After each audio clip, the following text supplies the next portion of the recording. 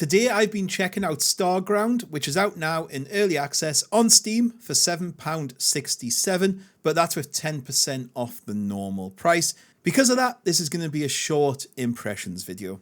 Also, before we start, I do have a bit of a cold, so I apologise for my voice sound a bit croaky. Starground is a factory automation game where, as per most of these, you start off with a rock, then you make something to farm the rock, and then you need to make something else to then turn that rock into something else, until you build a massive spaghetti factory and regret every decision. It really reminded me of Forager in its style, if you played that one. The building and automation was quite fun, pretty easy to understand, and it hit that balance of how much am I prepared to do manually until it gets a bit grindy, then making you work out how to automate that process. As you expand, you'll be asked for a new resource, and then it's up to you to work out how to get it and then automate that process.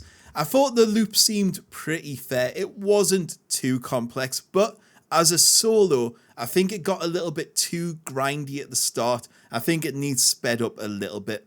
Resources are also a bit weird as they drop in and out of existence. So as you walk around, rocks will just appear. So you're like, oh, I'll walk back my base where there was nothing. Then you get back and there's loads and loads of resources everywhere. I would definitely describe this as a more chilled factory game experience. You can also play full multiplayer if you have friends, and I think it would have been a lot better to help with that early game grind. Graphics are more on the cute basic side. I didn't see any issues with it. It looked nice. It was bright and colourful. Sound design, basic but functional. So after checking this out for a few hours, I would say the main issue is it needs a lot more content, but it is in early access.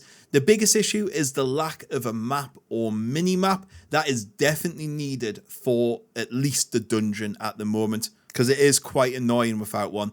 The icons and materials could do with looking a little bit different. I'm colorblind, so I found it a little bit hard sometimes because they look a little bit similar at a glance. And also, I think it needs a little bit of balance, and researching takes a little bit too long. And I feel like at the beginning, coal and wood could do with burning a little bit slower to help in the early game. However, it's a great start by the dev, and I hope he continues adding features. It's well worth adding to your wish list if you like factory games.